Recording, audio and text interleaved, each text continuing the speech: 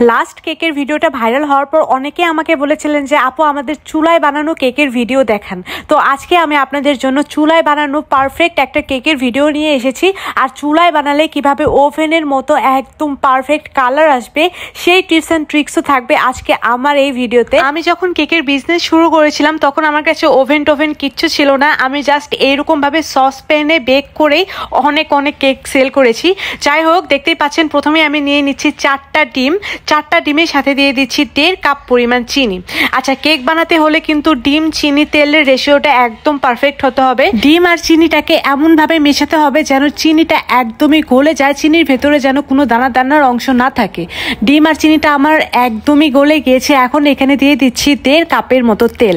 চিনি যতটুকু দিব তেল ঠিক ততটুকুই দিতে হবে। তারপরে দিয়ে দিচ্ছি ভ্যানিলা এসেন্স 1 চা চামচের মতো। ভ্যানিলা এসেন্সটা এখানে অপশনাল, দিলেও চলে না দিলেও চলে, তবে ভ্যানিলা এসেন্সটা দিলে কেকের ভেতরে ডিমের গন্ধটা একদমই থাকে না, খুব সুন্দর একটা স্মেল আসে। এখন আবারও সবকিছু মেশানোর পরে আমি একটা ছাঁকনিতে দিয়ে দিয়েছি 2 কাপের মতো ময়দা, দিয়ে দিয়েছি 1 টেবিল চামচের মতো বেকিং পাউডার এবং সামান্য পরিমাণ লবণ।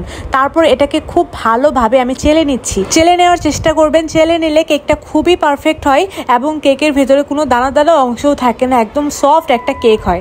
তারপরে দেখতে পাচ্ছেন আমি একটা হ্যান্ড উইক্স দিয়ে এই সবগুলোকে খুব ভালোভাবে মিশিয়ে নিচ্ছি। আর বেটারটা কিন্তু আপনারা দেখতেই পাচ্ছেন খুবই ঘন একটা বেটার হয়েছে।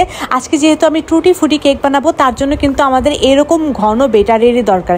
এর থেকে যদি পাতলা বেটার হতো তাহলে টুটি ফুটিগুলো কিন্তু একদমই নিচে পড়ে যেত। তারপরে 1 টেবিল চামচ ময়দার ভেতরে আমি কিছু টুটি ফুটি দিয়ে খুব ভালোভাবে মাখিয়ে নিচ্ছি। এভাবে করলে কেকের গায়ে গায়ে টুটি ফুটিগুলো লেগে থাকে, একদম নিচে পড়ে যায় না। তো টুটি ফুটিগুলো এখন আমি কেকের বেটারের সাথে মিশিয়ে দিচ্ছি। দেখতেই পাচ্ছেন স্ক্রিনে আমি কিভাবে মেশাচ্ছি, ময়দা সহই কিন্তু মেশাতে হবে। তো এখন আমি একটা পাত্র নিয়ে নিয়েছি, এটা হচ্ছে আমার 8 ইঞ্চির একটা পাত্র।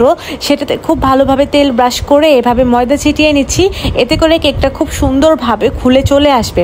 তারপর উপর দিয়ে আমি আবারও কিছু টুটি ফুটি দিচ্ছি। যেহেতু এটা টুটি ফুটি কেক তার জন্য আমি অনেক ভরপুরভাবে টুটি ফুটি দিচ্ছি, কারণ এই টুটি ফুটির কারণে এই কেকটা খেতে অনেক বেশি ভালো লাগে।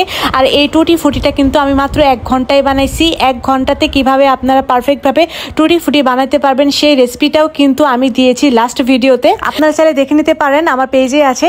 যাই হোক, এখন আমি একটা হাঁড়িকে খুব ভালোভাবে 5 মিনিট জাল দিয়ে নিয়েছি। 5 মিনিট জাল দেওয়ার পরে হাঁড়িটা যখন অনেকটাই গরম হয়ে গিয়েছিল তখন এতে দিয়ে দিয়েছিলাম সেই কেকের মোলটাকে। এখন আমি ঘড়ি ধরে একদম লো আছে এটাকে 1 ঘন্টার মতো বেক করে নিয়েছি। আর দেখতেই পাচ্ছেন উপরে কিন্তু খুব সুন্দর একদম ওভেনের মতো কালার চলে এসেছে। এর একটাই কারণ, উপরে আমি অ্যালুমিনিয়ামের ঢাকনাটা ইউজ করেছি। অ্যালুমিনিয়ামের ঢাকনাটা ইউজ করার ফলে খুব সুন্দর একটা কালার আসে কেকের উপরে, কারণ অ্যালুমিনিয়ামের যে ঢাকনাটা ওইটা থাকে কিন্তু উপরে খুব সুন্দরভাবে তাপটা যায়, আর তাপের কারণে কিন্তু উপরে একদম ওভেনের মতো কালার আসে। দেখতেই পাচ্ছেন একদম ওভেনের মতো বেক হয়ে গিয়েছে। আর যারা অযথা চিল্লান আর বলেন যে আপু আপনি তো ওভেনে বানিয়ে তারপরে আপনি দেখাচ্ছেন যে আপনি চুলায় বানিয়েছে, তাদের উদ্দেশ্যে বলতেছি কালকে কিন্তু আমি একটা লাইভ ভিডিও করেছি এই কেকটা বানানোর সময়, চাইলে আপনারা দেখে আসতে পারেন। সো অযথা কাউকে মিথ্যা ব্লেম দিবেন না। যাই হোক, আমার রেসিপিগুলো যদি আপনাদের ভালো লেগে থাকে তাহলে কিন্তু অবশ্যই তিথিস কিচেনকে লাইক কমেন্ট এবং শেয়ার করে দেবেন, আর অবশ্যই কিন্তু ফলো দিয়ে রাখবেন।